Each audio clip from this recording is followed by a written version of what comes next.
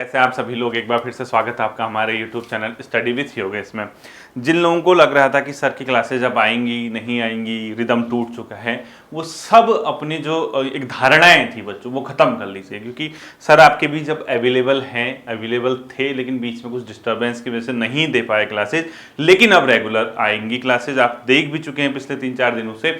और जैसे कि कल मैंने बताया भी था कि कॉमेंट सेक्शन में बच्चों आप कहाँ कहाँ से बिलोंग करते हैं, कहाँ से देख रहे हैं, आपने कमेंट सेक्शन में बताया था, बहुत अच्छा लगता है बच्चों। ठीक है, इससे पहले कि मैं दो तीन चीज़ बताऊं आपको, कल की क्लास में एक दो मिस्टेक्स हुई हैं बच्चों, वो थोड़ा सा करेक्शन करना।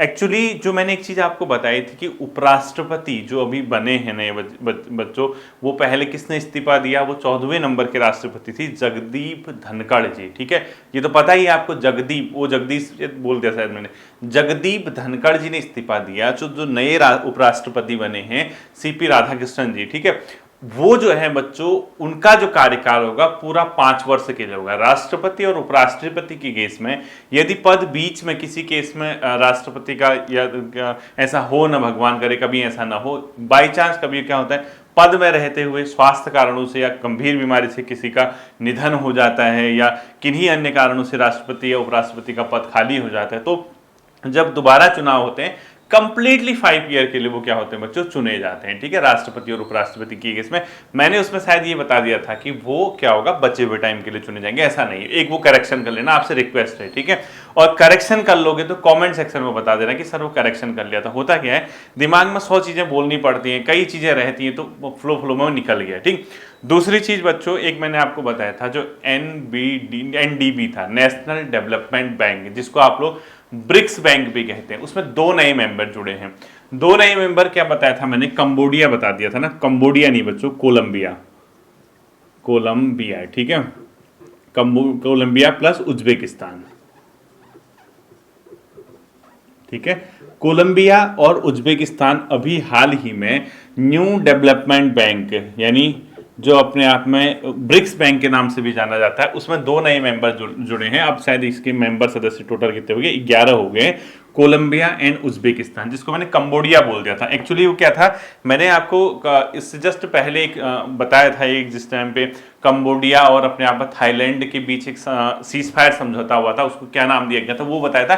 शायद वो उसी कंबोडिया की वजह से फ्लो में क्या आ गया मेरे मुंह से, कंबोडिया, जबकि कोलंबिया कर लेना। और थैंक्स उन स्टूडेंट्स को जिसने इस मिस्टेक की ओर एक्सेप्ट करने में कोई दिक्कत नहीं है बच्चों, क्योंकि मानव त्रुटि है, यानी अगर आप कहीं पे हैं, कहीं पे किसी को समझा रहे पढ़ा रहे, तो फ्लो में चीज़ें निकलती हैं मुंह से, वो हो जाता है गलत। मेन चीज़ है गलतियों से सुधार करना। आपसे भी कई बार होती है, मुझसे भी होती, किसी से भी होती, ह्यूमन नेचर है। ठीक है, तो आप ये देखना, कोलंबिया और उज्बेकिस्तान 2 नए मेंबर बने और उपराष्ट्रपति का कार्यकाल शेष अवधि के लिए न होके 5 वर्ष के लिए होगा। ठीक है, 2 करेक्शन थे, ये करना है। अब देखना, इसके अलावा कुछ छात्र ये पूछ रहे थे कि सर क्या 21 सितंबर को जो एग्ज़ाम होना है वो पोस्टपोन होगा या नहीं होगा। देखो, जितना मुझे पता है, जो मैंने पता किया, फिलहाल ऐसी कोई सूचना नहीं है, क्योंकि राज्य में जो अभी के हालात हैं, बहुत से सड़क बाधित हैं, ये सभी को पता है। तमाम प्रकार की जो आपदा से संबंधित घटनाएं हैं, कहीं भूस्खलन हो रहा है, कहीं पुल टूट गए हैं, कहीं पे सड़कें जो है अपने आप में आधी तो नदी में समा गई हैं, कई प्रकार के जो अलग अलग समस्याएं हैं, उसको देखते हुए, क्योंकि मैं देख रहा था सोशल मीडिया में कई लोगों ने बोला भी था इसके बारे में कि आयोग को, अधीनस्थ सेवा चयन आयोग को मतलब जो एग्ज़ाम है वो पोस्टपोन करना चाहिए। तो इसी के परिप्रेक्ष्य में मैंने सोचा कि क्यों ना मैं एक हल्का सा जो है ट्राई करता हूं कि पूछ के पता करके क्या संभावना है। तो फिलहाल तो ऐसी सूचना नहीं है बच्चों कि हो सकता है, क्योंकि अभी कल बुधवार, बृहस्पतिवार, शुक्रवार, यानी 2 दिन भी काफ़ी होते हैं, बुध बृहस्पति। अगर आपको 2 दिन के अंदर पता चल गया तो ठीक है, नहीं होगा तो फिर मान के चलना उसी डेट पे एग्जाम होगा। आपको क्या करना है, आपको फिलहाल उसी तिथि के अनुसार अपना क्या करना है, तैयार रहना है, क्योंकि जब तक ऑफिशियली अनाउंसमेंट नहीं होगा, जब तक ये तय ना हो जाए कि यार हाँ हो ही रहा है, पीछे पोस्टपोन हो रहा, क्या हो रहा, वो जब होगा वो आपको ऑफिशियली पता चल जाएगा। आप फिलहाल आपके पास जो ऑथेंटिक न्यूज़ है वो यही है कि अभी तक की तिथि पे, अभी कितना, मतलब आज की डेट जो है 16 सितंबर 7:10 है, 6:50 तक का जो अपडेट है वो एग्जाम 21 सितंबर को है। ठीक है, इसके बाद क्या नया अपडेट आता है वो मैं आपको खुद ही बता दूंगा, आप लोग खुद ही इतने अवेयर हैं कि आपको खुद ही पता चल जाएगा। ठीक है, देखिए सबसे पहला लिखते हैं बच्चों हल्दी बोर्ड, क्योंकि ये हल्दी बोर्ड जो था बच्चों चर्चा में रहा था। हल्दी बोर्ड, क्योंकि जो इस बार बजट हुआ है भारत सरकार ने, उसमें एक हल्दी बोर्ड के प्रस्ताव किया था, इसको इनॉग्रेट कर दिया गया है। ठीक है, हल्दी बोर्ड बच्चों तेलंगाना में बनाया गया है, और जो तेलंगाना है, तेलंगाना में एक जगह पड़ती है बच्चों, उसका नाम है निजामाबाद। तो हल्दी बोर्ड किस स्थान पे बनाया गया, अगर कभी क्वेश्चन पूछता है तो निजामाबाद। ठीक है, निजामाबाद। और निजामाबाद कहाँ पड़ता है बच्चों? तेलंगाना में। ये क्वेश्चन पता नहीं मुझे क्यों लग रहा है कि आपसे हो सकता है पूछ है। ठीक है, तेलंगाना, यहाँ पर हल्दी बोर्ड का प्रावधान किया गया है, मतलब हल्दी बोर्ड स्टैब्लिश किया गया। एक क्वेश्चन आपको ये ध्यान रखना है। इसके अलावा बच्चों अगला लिखना COP33, ये मोस्ट इंपोर्टेंट है। हाल ही में ये अनाउंसमेंट हुआ है कि COP33 भारत में आयोजित किया जाएगा। COP33 कहाँ होगा? भारत में। अब कई बच्चे ये सोच रहे होंगे कि ये COP33 है क्या, यानी COP33 क्या है। पहली बात तो ये बच्चों 2028 में होना है।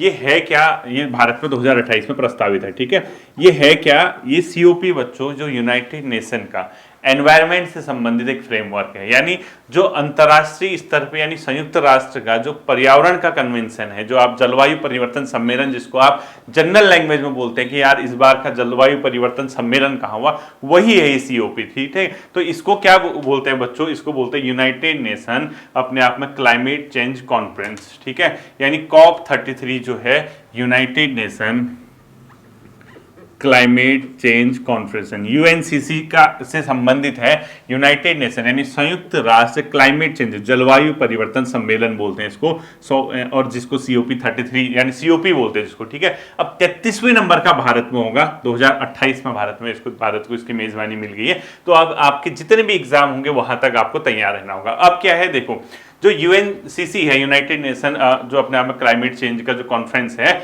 जो इससे पहले हुआ था बच्चों, वो कहाँ पे हुआ था, क्या हुआ था, इसके बारे में आपको सही से जानकारी होनी चाहिए थी। अब आपको ये पता होना चाहिए कि COP28 और COP29, क्योंकि अभी PCS का एग्जाम हुआ था, इसमें भी आपको पता होगा। देखो 2028 में COP33 होगा, 2027 में कौन सा होगा? COP32, 2026 में कौन सा होगा? COP31, और 2025 में कौन सा होगा? COP30। ठीक है, तो ये तीन में से तो दो आपको ध्यान रखने ही रखने हैं। ये कहाँ कहाँ हुए थे, तुरंत आप क्या कर सकते हैं, इसको इंटरनेट करके आप चेक कर सकते हैं। होने वाला छात्र जो दिमाग लगाता है, जिसको ये पता है कि यार हो सकता है कि अभी भारत वाला टाइम है, तो इस बार का पूछ दे चर्चा में। इस बार पूछने का कारण क्या है? चर्चा में ये रहा था, लेकिन ये अभी टाइम है, तो हो सकता है कि वो COP29 में 30 में से कोई एक पूछ सकता है। ये ध्यान रखना आपको कहाँ हुए थे, आपको तुरंत इसको क्या करना है, इंटरनेट करके नोट करना है गूगल से। ठीक है, अगला देखना बच्चों, ब्रिक्स का 2026 का जो सम्मेलन होगा वो भारत में आयोजित किया जाएगा। ठीक है, ये भी ध्यान रखना, भारत ब्रिक्स का। ठीक है, Brazil, Russia, India, China and South Africa, ये 2026 में इसकी मेजबानी भारत को मिली है। ठीक है, और ब्रिक्स 2026 में भारत में होगा, और ये कौन से नंबर का होगा बच्चों? 18th नंबर का होगा। इससे पहले देखा होगा आपने, कुछ टाइम पहले प्रधानमंत्री मोदी जी ब्राजील में गए थे, यानी ब्रिक्स 2025 कहाँ पे हुआ था? ब्राजील के शहर रियो डी जेनेरो में। ठीक है, 2025 कहाँ पे हुआ था ब्रिक्स का सम्मेलन? ब्राजील में। ये ध्यान रखना, इस टाइप के सम्मेलन वगैरह पूछे जाते हैं। और रियो डी जेनेरो लिख लो, रियो डी जेनेरियो। ठीक है, जो भी है शहर का नाम लिख लेना, रियो डी जेनेरियो। 2025 में जो ब्राजील में इसका सम्मेलन हुआ था, ये आपको पता होना चाहिए, वो 17th नंबर का था। अब ध्यान रखना बच्चों, इसमें अभी वर्तमान में 10 सदस्य हैं। ठीक है, अगर कभी पूछता है इसके सदस्य देशों की संख्या कितनी होगी, अब इसके सदस्य हैं बच्चों 10, ये ध्यान रखना आप लोग। और इसका पहला जो सम्मेलन हुआ था, पहला सम्मेलन 2009 में हुआ था।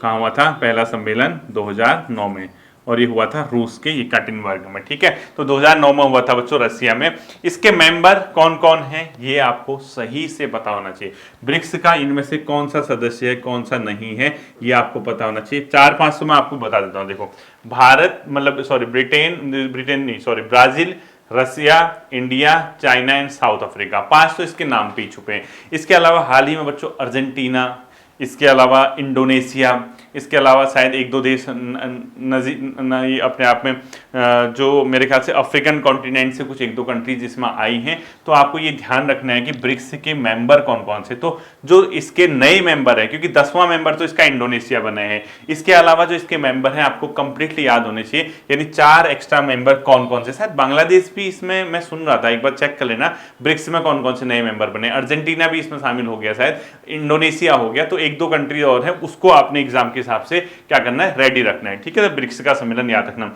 इसके अलावा जो प्रधानमंत्री धन धान्य कार्यक्रम का कृषि योजना जो है बजट में घोषणा की गई थी, लिखो प्रधानमंत्री धन धान्य कृषि योजना। ये क्वेश्चन ये बजट में इस बार घोषणा की गई और ये कितने में होगा बच्चों, प्रथम चरण में इसमें 100 जिलों में ये लागू होगी। ठीक है, 100 जिलों में, यानी प्रधानमंत्री धन धान्य कृषि योजना प्रथम चरण में 100 जिलों में लागू होगी। इसमें क्या है बच्चों, जो भारत के 100 ऐसे जिले जो कृषि के क्षेत्र में फिलहाल अन्य जनपदों से पिछड़े हैं, यानी पूरे भारतवर्ष में उन जनपदों में कृषि उत्पादकता को बढ़ाने, किसान की आय को बढ़ाने, इसके अलावा कृषि के जो विभिन्न तकनीक हैं उन क्षेत्रों तक पहुंचाने के लिए एक योजना शुरू की गई है जिसका नाम है प्रधानमंत्री धन धान्य योजना। प्रथम चरण में कितने जिलों में लागू होगी, 100 जिलों में। अब इसको ध्यान रखना बच्चों, इसमें क्या किया गया है, 36 योजनाओं को मर्ज कर दिया गया जो कि 11 मंत्रालयों की थी। यानी अब ये जब से ये योजना आई है इसमें क्या किया, 36 योजना मर्ज हो गई है बच्चों इसमें, और ये 36 योजना 11 मंत्रालयों की थी अलग अलग। यानी भारत सरकार के 11 मंत्रालयों की 36 योजना को इसमें मर्ज कर दिया गया। अब आप कहोगे सर क्वेश्चन क्या पूछेगा, क्वेश्चन तो आपसे इतना ही पूछेगा, हाल ही में कृषि से संबंधित किस योजना को जो कि बजट 2025-26 में घोषित की गई थी को लागू किया गया, प्रधानमंत्री धन धान्य योजना। या पूछ सकता है, या पूछ सकता है कि प्रारंभिक चरण में कितने जनपदों में, कितने जिलों में भारत में लागू किया गया, 100 जिलों में। ठीक है, अगला लिखना बच्चों, फिडे महिला विश्व कप चैंपियन कौन बना इस बार, मोस्ट इंपोर्टेंट कर देना, चेस मास्टर। ठीक है, फिडे महिला शतरंज चैंपियन, शतरंज विजेता। ठीक है, ये जो बनी है बच्चों 19 साल की बच्ची जो है उनका नाम है दिव्या देशमुख, जिसने कि कोरोनो हम्पी को हराया था, ये बनी है विजेता दिव्या देशमुख। ठीक है, ये ध्यान रखना आप लोग, दिव्या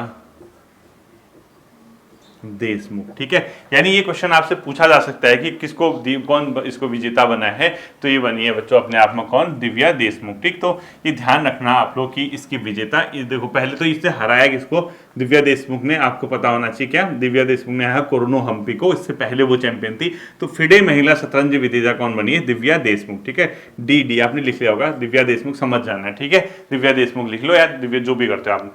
इसके अलावा देखना बच्चों, FIDE chess world cup 2025 India में आयोजित किया जाएगा अक्टूबर में, वो ध्यान रखना आप लोग। स्पोर्ट्स का क्वेश्चन अगला लिखो, फिडे चेस वर्ल्ड कप 2025 किस देश में आयोजित किया जाएगा, फिडे यही वाला। ठीक है, चेस वर्ल्ड कप 2025 किस देश में आयोजित किया जाएगा, इंडिया में। और इंडिया में कब से होने वाला है बच्चों, अक्टूबर 2025, अगले महीने। आप ध्यान रखना, क्या पता क्योंकि पुराना अनाउंसमेंट है तो कोई पूछ सकता है। ठीक है, इसके अलावा विंबलडन, यानी विंबलडन का जो गेम हुआ था, विंबलडन, ये बहुत इंपॉर्टेंट है। ठीक है, विंबलडन में महिला व पुरुष विजेता कौन थे, ये ध्यान रखना। पुरुष कौन था, यानिक सिनर। ठीक है, जैनिक सिनर, पुरुष और महिला। ये तो विंबलडन विजेता तो पूछता ही पूछता है। ठीक है, अब जो समझदार होगा उसको पता है कि यार हो सकता है विंबलडन ना पूछे, ऑस्ट्रेलियन ओपन तो पुराना हो गया, जनवरी का है। इसके अलावा अपने फ्रेंच ओपन, यूएस ओपन, इन सब का आपको नॉलेज होना चाहिए। तो लेटेस्ट जो है विंबलडन विजेता, पुरुष में जीता बच्चों जैनिक सिनर, महिला में जीती ईगा स्वेटिक। ठीक है, ईगा स्वेटिक, और ये जीता जैनिक सिनर, जैनिक सिनर। ठीक है, ये ध्यान रखना बच्चों, ये पूछा जा सकता है कि विंबलडन किसके द्वारा जीता गया है, एक इटली का है और महिला पोलैंड की है। ठीक, ये भी ध्यान रखना। अगला लिखना बच्चों, शूटिंग वर्ल्ड कप 2027 का आयोजन किस देश में किया जाएगा, भारत में। शूटिंग वर्ल्ड कप 2027 का आयोजन, शूटिंग वर्ल्ड कप 2027 ये कहाँ पे आयोजित किया जाएगा, भारत में। इसका क्या किया जाएगा, आयोजन किया जाएगा। शूटिंग वर्ल्ड कप 2027 का आयोजन भारत में। ठीक है, अगला लिखते हैं बच्चों, हेनली पासपोर्ट इंडेक्स है जो लेटेस्ट। अब आप कहोगे सर ये नहीं है, देखो हेनली पासपोर्ट इंडेक्स निकलते रहते हैं बच्चों, एक हैप्पीनेस इंडेक्स है, एक हेनली पासपोर्ट इंडेक्स है, कभी कभी साल में दो निकाल देते हैं। ठीक है, जो लेटेस्ट है उसमें 77 है इंडिया की रैंक। देखो हेनली पासपोर्ट इंडेक्स संभवतः जुलाई के आसपास निकला था बच्चों, जुलाई में निकला था। इसमें इंडिया 77th पोजीशन पे है, और इससे पहले जो निकला था उसमें किस में था, 85th में। यानी 85th से कहाँ आ गया इंडिया, 77 में आ गया हेनली पासवर्ड इंडेक्स में, ध्यान रखना। इसके साथ साथ एक महिला, अगर आप क्रिकेट देखना पसंद करते होगे, भारत की पहली महिला क्रिकेटर जिसने क्रिकेट के तीनों प्रारूपों में, तीनों प्रारूप यह था ओडीआई यानी वनडे इंटरनेशनल, टेस्ट यानी टेस्ट क्रिकेट, और दूसरा T20 यानी 20-20 ओवर का जो गेम होता है, उन तीनों प्रारूपों में यानी उन तीनों फॉर्मेट में 100 यानी सेंचुरी की है, वह स्मृति मानधना। ठीक है, इसको नोट करके लिखो, भारत की पहली महिला क्रिकेटर जिसने क्रिकेट के तीनों प्रारूपों में शतक बनाया, भारत की पहली महिला क्रिकेटर जिसने क्रिकेट के तीनों प्रारूपों में शतक बनाया, वो कौन है, स्मृति मानधना। ठीक है, ये ध्यान रखना आप लोग, स्मृति मानधना। इन्होंने क्या किया बच्चों, क्रिकेट के तीनों प्रारूपों में शतक मारा। ठीक है, ये यानी 100 बनाई, ये ध्यान रखना। अगला क्वेश्चन लिखना बच्चों, गिनी इंडेक्स में भारत की रैंक कौन सी, ये इंपॉर्टेंट है। गिनी इंडेक्स, अगर जो स्टूडेंट पुराने हैं या जिनको मैंने पढ़ाया, अगर आप लोग देख रहे हैं, तो गिनी इंडेक्स में भारत इस बार 4th रैंक में है। गिनी इंडेक्स बेसिकली बच्चों आय की विषमता को दिखाता है। ठीक है, 4th रैंक में निकालता कौन है, वर्ल्ड बैंक, यानी विश्व बैंक क्या करता है बच्चों, इस इंडेक्स को जारी करता है, और ये इंडेक्स दिखाता है आय की असमानता, आय की असमानता। ठीक है, भारत के जो पॉइंट है बच्चों 25 है, इसमें जितने ज्यादा पॉइंट होंगे उतना ज्यादा इसमें क्या माना जाएगा बच्चों, आय की विषमता। ठीक है, तो गिनी इंडेक्स का संबंध भारत की रैंक और कौन सी संस्था जारी करता है, ये आपको पता होनी चाहिए। ठीक है, अगला लिखो, फर्स्ट एस्ट्रो टूरिज्म फेस्टिवल कहां पर आयोजित किया गया, लद्दाख में। ठीक है, लिखो प्रथम, शॉर्ट लिखूंगा। ठीक है, एस्ट्रो टूरिज्म फेस्टिवल कहां पर आयोजित किया गया, लद्दाख में। ठीक, क्या लिखोगे आप, फर्स्ट एस्ट्रो टूरिज्म फेस्टिवल। ठीक है, यानी पहला एस्ट्रो पर्यटक, यानी एस्ट्रो जो अपने आप में स्पेस से संबंधित चीजें हैं उसके जानकारी यहाँ पे दी जाएगी। एस्ट्रो टूरिज्म फेस्टिवल लद्दाख में आयोजित किया गया। ठीक है, इसी तरीके से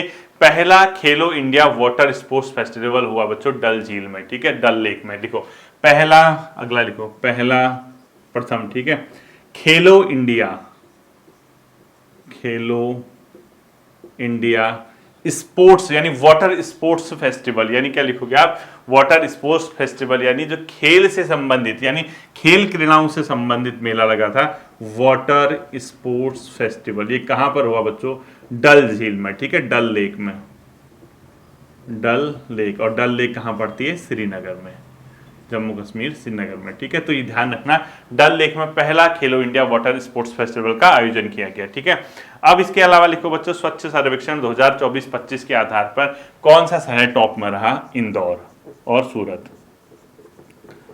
स्वच्छ सर्वेक्षण 2024-25 इसमें टॉप किया बच्चों इंदौर ने, इंदौर, और सेकंड रहा कौन, सूरत। यानी ये संयुक्त रूप से प्रथम स्थान पर रहे इंदौर व सूरत स्वच्छ सर्वेक्षण।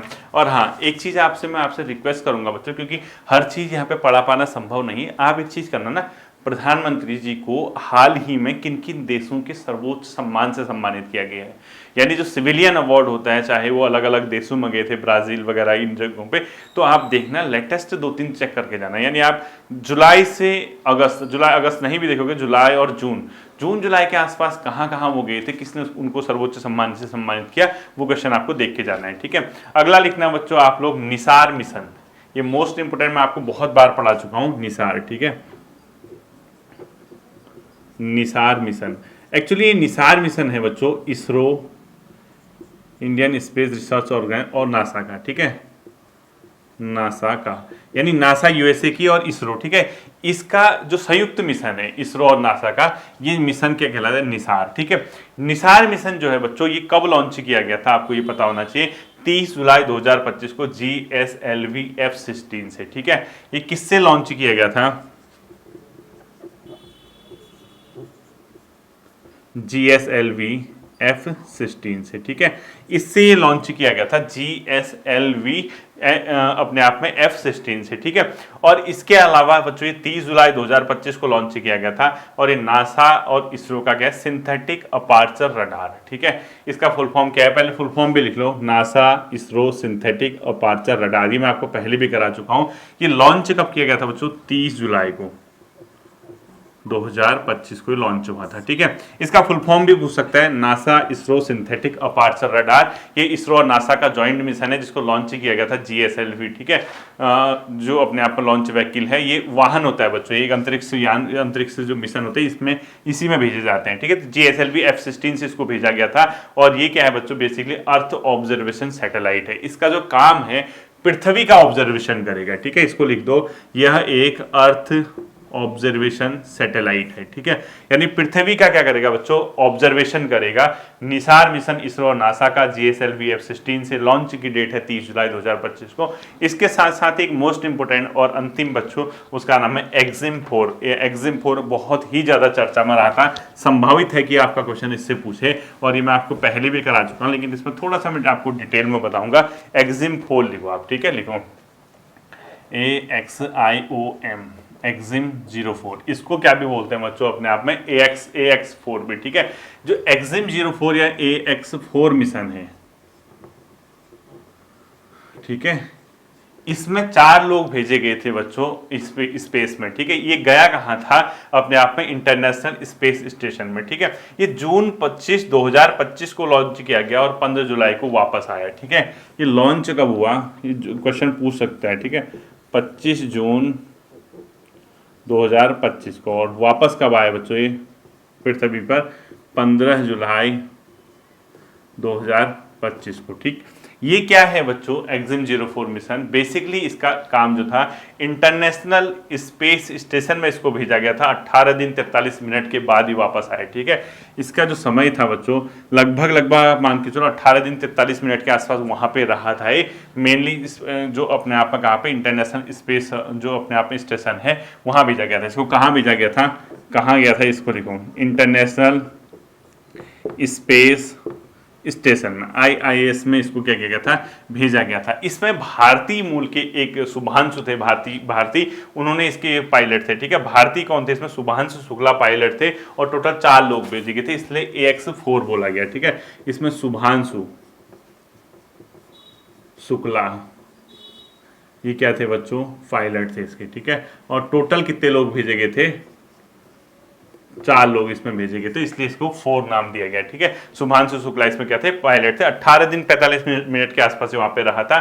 स्पेस एक्स ड्रैगन द्वारा इसको भेजा गया था, ये ध्यान रखना। ठीक है, देखो, इसको भेजा गया था स्पेस एक्स ड्रैगन द्वारा,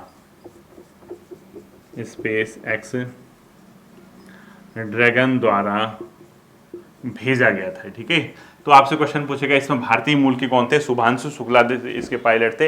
ये किस कब लॉन्च किया गया था, वापस कब आया, कहाँ इसको भेजा गया था, और इन मिशन के बारे में आपको थोड़ा सा एग्जाम के हिसाब से बता दिया। ठीक है, ये था बच्चों। इसके अलावा मैं आपसे यही कहूंगा, क्योंकि करंट अफेयर्स की वीडियो अब नहीं कराऊंगा नेशनल वाली फिलहाल के लिए, क्योंकि एग्जाम है आपका संडे को। तो आप क्या करना, 2-3 दिन बचे हैं, डबल स्पीड हो या जो भी हो, इस 2025 के नेशनल इंटरनेशनल करंट अफेयर्स मैंने आपको कराए हुए हैं, एक नज़र सरसरी निगाहों से वहां देख के चले जाना। कल फिर मिलेंगे आपके साथ अगली वीडियो में, अपना ध्यान रखिएगा। Thank you.